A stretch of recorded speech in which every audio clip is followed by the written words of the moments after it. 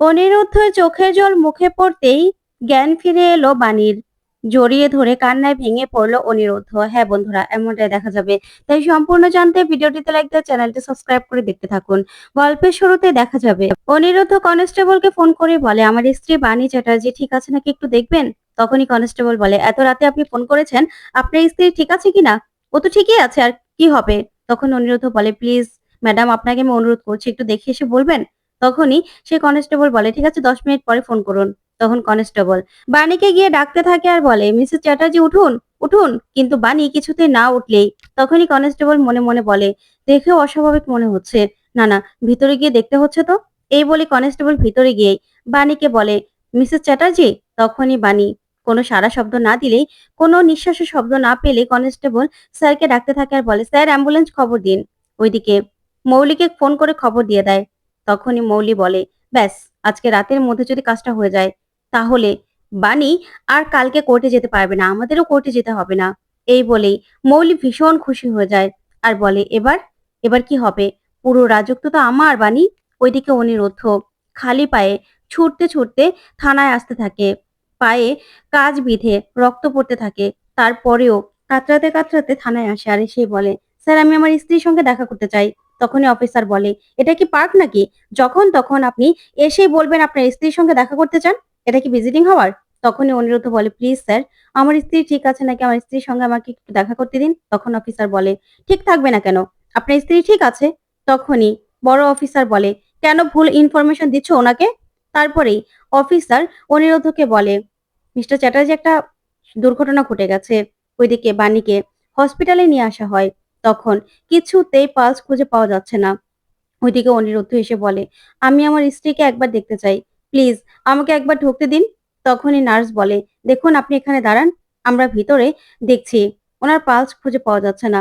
তখন অনিরুদ্ধ কান্নাকাটি শুরু করে আর বলে, প্লিজ আমাকে একবার একটু ভিতরে যেতে দিন। তখন বড় অফিসার বলে, আচ্ছা ঠিক আছে, ওনাকে যেতে দিন, আমি ওনার দায়িত্বে আছি। তখনই অনিরুদ্ধ ভিতরে যায়, গিয়ে বাণীকে ধরে কাঁদতে থাকে আর বলে, বাণী ওঠো, ওঠো বাণী। তখন অনিরুদ্ধ বাণীর বলা কথাগুলো ভাবে আর কাঁদে আর বলে, না, তুমি আমাকে ছেড়ে এইভাবে যেতে পারো না বাণী, এইভাবে যেতে পারো না, ওঠো বাণী, ওঠো। তখন এই বলে অনিরুদ্ধ কান্নায় ভেঙে পড়ে। ঠিক তখনই অনিরুদ্ধর চোখে জল বাণীর ঠোঁটে এসে পড়ে। ঠিক তখনই বাণীর হঠাৎ করে চোখ খোলে আর জ্ঞান ফিরে আসে, যা দেখে ডক্টর সহ সবাই চমকে যায়। তারপরে অনিরুদ্ধ বাণীকে জড়িয়ে ধরে কান্না করতে থাকে আর বলে, বাণী তুমি ঠিক আছো তো, ঠিক আছো তো বাণী? যা দেখে অফিসার, শুদ্ধ ডক্টর সবাই তাকিয়ে থাকে। তখন অফিসার বলে, মিস্টার চ্যাটার্জি, ডক্টরকে একটু দেখতে দিন, একটু দেখতে দিন মিস্টার চ্যাটার্জি। তারপর অনিরুদ্ধ বাণীকে শুইয়ে দেয়। তখন ডক্টর বাণীকে চেক আপ করে বলে, ইটস মিরাকেল। সত্যি, আমরা তো ওনার পালসই খুঁজে পাচ্ছিলাম না। সত্যি এরকম ঘটনা আমরা দেখিনি। তখনই অফিসার বলে, উনি বয়ান দিতে পারবে তো? তখন ডক্টর বলে, হ্যাঁ, ওনাকে শুধু দেখবেন উত্তেজিত যেন না হয়, উনি বয়ান দিতে পারবে। তারপর ডক্টর চলে গেলে অফিসার বলে, মিসেস চ্যাটার্জি, আপনি বয়ান দিতে পারবেন তো? তখন বাণী বলে, হ্যাঁ। তখন অফিসার বলে, বলুন কি হয়েছিল, আপনার হঠাৎ করে এই অবস্থা হলো কি করে? তখন বাণী বলে, আমি ঘুমোচ্ছিলাম, হঠাৎ করেই কেউ আমার নাক মুখ চেপে ধরেছিল। কে ধরেছিল আমি বলতে পারিনি, বুঝতে পারিনি। তখনই অফিসারকে অনিরুদ্ধ বলে, দেখেছেন অফিসার, ওর উপর জেলের মধ্যে পর্যন্ত অ্যাটাক হয়েছিল। তখন অফিসার বলে, আমি বুঝতে পারছি মিস্টার চ্যাটার্জি, আমি চেষ্টা করব যেন ওনাকে আলাদা সেলে রাখা রাখা যায়। তখন এই কথা শুনে অনিরুদ্ধ বলে, ঠিক আছে অফিসার। তখনই অফিসারকে অনিরুদ্ধ বলে, অফিসার, আমার মেয়ে তানিয়ার সঙ্গে একটু কথা বলতে পারবে বাণী? তখন বাণী বলে, মাম্মাম এখনো ঘুমায়নি, মাম্মামের তো ঘুমানো উচিত ছিল, এত রাত করে জেগে আছে, আমি কথা বলবো মাম্মামের সঙ্গে। তখন অফিসার বলে, ঠিক আছে আপনি কথা বলুন, কিন্তু বেশি সময় নয় মিস্টার চ্যাটার্জি, বুঝতেই তো পারছেন আমার উপর চাপ আসবে। তারপরে অফিসার চলে গেলেই অনিরুদ্ধ তানিয়াকে ফোন করে আর তখন বাণী তানিয়ার সঙ্গে ফোনে কথা বলে আর বলে, মাম্মাম তুমি এখনো ঘুমাওনি কেন? আমি ঠিক আছি, তুমি চিন্তা করো না। তারপরেই দেখা যাবে সকাল হলেই ওইদিকে পিনাক্ষীকে বাড়িতে নিয়ে যায় নয়নতারা, মৌলি, তারপরেই শিবনাথ রয় সবাই। তখন পিনাক্ষী বাড়িতে গেলেই বান্টি বলে, আচ্ছা, যেহেতু ছোট সাহেব বাড়িতে চলে এসেছে, তাহলে আমরা মিষ্টি খাবো না? তখন নয়নতারা বলে, মিষ্টি খাবি কি রে, আর তোরা তো, তোকে তো বিরিয়ানি খাওয়াবো। তখন বান্টি খুশি হয়ে যায়, বলে, আমার ম্যাডাম না। তারপর দেখা যাবে পিনাক্ষী বলে, আজকে তো কোর্টের হিয়ারিং রয়েছে। তখন দাদু বলে, শোনো পিনাক্ষী, তোমাকে সেখানে যেতে হবে না। তখন পিনাক্ষী বলে, কেন বাবা? আমি যেতে পারবো, চিন্তা করো না। আমি গাড়ি করেই তো যাবো, গাড়ি করেই তো আসবো। তখন দাদু বলে, কি দরকার আছে বলো তো? তখন পিনাক্ষী বলে, ডক্টর তো বলেছে আমি হাঁটাচলা করতে পারবো। তখন মৌলি বলে, হ্যাঁ দাদু, ড্যাড যাক না। ড্যাডি তো প্রত্যক্ষ দোষী, তাই সেই বলতে পারবে। সে সাক্ষী দিলে বাণীর সবার আগে শাস্তি হবে। বাণীর যেন শাস্তি হয়, সেটাই তো আমরা চাই।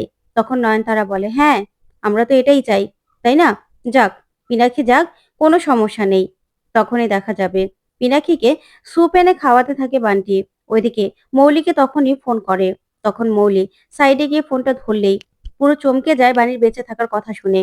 তখন বলে, ঠিক আছে ঠিক আছে, এই নাম্বারে আর ফোন করো না। তারপরে দেখা যাবে নয়নতারা বলে, কি দিদি ভাই, কি হয়েছে? সাইডে এসে ফোন ধরলে যে, কি হয়েছে বলো তো?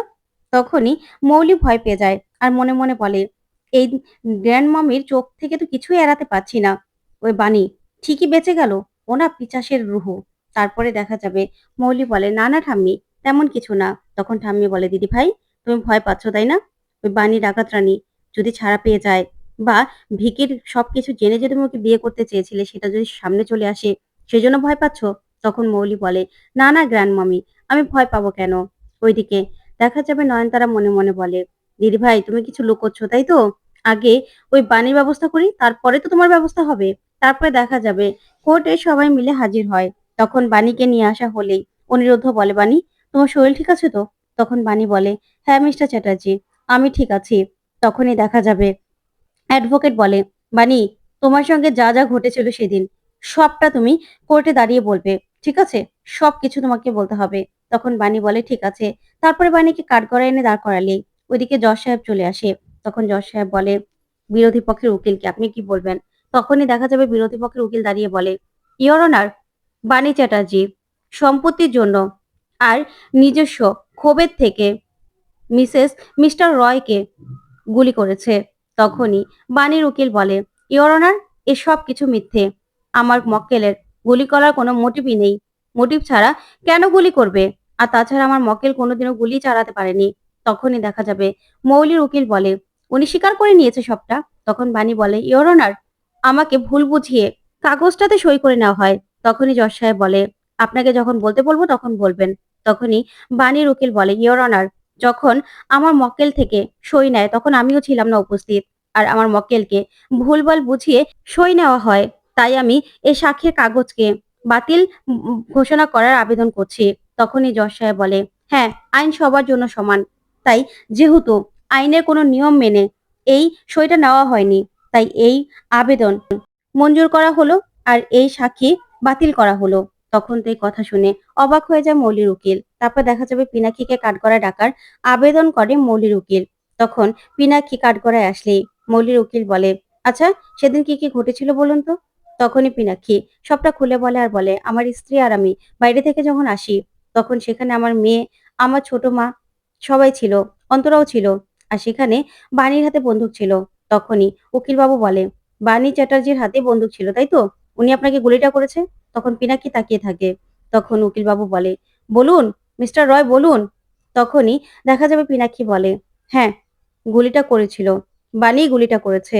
তখন বাণী এই কথা শুনে তাকিয়ে থাকে আর বলে, ছোট বাবু, আমি গুলিটা করিনি। তখনই পিনাক্ষী বলে, একদম না, তুমি আমার সঙ্গে আর আমার পরিবারের কারোর সঙ্গে কোনো কথা বলতে এসো না বাণী। তখনই দেখা যাবে জজ সাহেব বলে যে, আপনি কিছু জিজ্ঞাসা করতে চান? তখন বাণীর উকিল বলে, না ইওর অনার, আমি কিছু জিজ্ঞাসা করতে চাই না। তবে আমার মক্কেল যেহেতু বন্দুকটা হাতে নিয়েছিল, তাই আমার মক্কেলেরই হাতে ছাপ থাকা স্বাভাবিক বন্দুকের মধ্যে। কিন্তু আমার মক্কেল গুলিটা করেনি, কারণ ওর কাছে কোনো মোটিভই ছিল না গুলি করার। সে কেন গুলি করবে? এখানে অন্য কিছু ঘটেছিল ইওর অনার। আমি তাই শিবনাথ রয়কে ডেকে নিতে চাই। ওইদিকে মৌলি বলে, ইওর অনার, হিংসা থেকে হিংসা থেকে আমাকে মেরে ফেলতে চেয়েছিল এই বাণী, আমাকে শেষ করে দিতে চেয়েছিল। তখন জজ সাহেব বলে, মৌলি রয়, আপনি বসুন, যখন আপনাকে বলতে বলবো তখন বলবেন। তখন নয়নতারা মৌলিকে বলে, দিদি ভাই, এখনো বলটা আমাদের কোর্টে আছে, তাই চুপ করে থাকো। তারপরে শিবনাথ রয় এসে কাঠগড়ায় দাঁড়ায়। তখনই বাণীর উকিল বলে, আচ্ছা, বাণী চ্যাটার্জির সঙ্গে আপনাদের পরিচয় কিভাবে? তখন শিবনাথ রয় বলে, আমার বৌমা ঈশানী রয়কে বাণী চ্যাটার্জি বাঁচিয়েছিল। সেই সুবাদেই ও আমাদের বাড়িতে আশ্রয় পেয়েছিল। তখন এই কথা শুনেই বাণীর উকিল বলে, দেখেছেন ইওর অনার, এখানে বাণী চ্যাটার্জি একজনকে বাঁচিয়েছিল, সে কিনা আবারও ওই বাড়িরই কারো জীবন নিতে চাইবে, এটা কি সম্ভব? তখনই মৌলির উকিল বলে, ইওর অনার, আমার বিরোধী পক্ষের উকিল কোর্টটাকে অন্যদিকে পরিচালনা করার চেষ্টা করছে। এটা হতে পারে না। বাণী চ্যাটার্জি, সে মৌলি রয়ের বিয়ে ভেঙে দিয়ে অনিরুদ্ধ চ্যাটার্জিকে টাকার জন্য বিয়ে করে। তখনই অনিরুদ্ধ কোর্টে দাঁড়িয়ে বলে, না ইওর অনার, সম্পূর্ণ মিথ্যে এটা। আমার সঙ্গে মৌলির এঙ্গেজমেন্ট ভাঙার মধ্যে বাণীর কোনো হাত ছিল না। আর বাণীকে যে আমি বিয়ে করেছি, সেটা আমি সম্পূর্ণ নিজের ইচ্ছায় বিয়ে করেছি। এখানে কারো কোনো হাত ছিল না। বাণী অনেক পরোপকারী আর অনেক নরম মনের মানুষ। ওকে সবাই অন্নপূর্ণা বলেই ডাকে। এখানে বাণী কোনোদিনও কারো ক্ষতি করতে পারে না। ওইদিকে নয়নতারা কোর্টকে হাসাতে থাকে আর বলে, বাহ, খুনি বউয়ের জন্য বরের কি আহাজারি, তারপরে দেখা যাবে। জজ সাহেব বলে, আপনি বসুন। ওইদিকে তখনই বাণীর উকিলের কাছে একটা খবর আসে যে বন্দুক থেকে গুলি চলেছিল, সেই গুলি বাণীর হাতের নয়। তখন এই কথা শুনে অবাক হয় উকিল বাবু। তখনই অনিরুদ্ধকে বলে, অনিরুদ্ধ, আমার একটা খবর এসেছে যেই গুলিটা চালানো হয়েছে সেই গুলিটা বাণীর বন্দুক থেকে চলেনি। তো বন্ধুরা, বাণীকে কি পারবে অনিরুদ্ধ নির্দোষ প্রমাণ করতে? তোমাদের কি মনে হয়? কমেন্ট করে জানাও। ধন্যবাদ।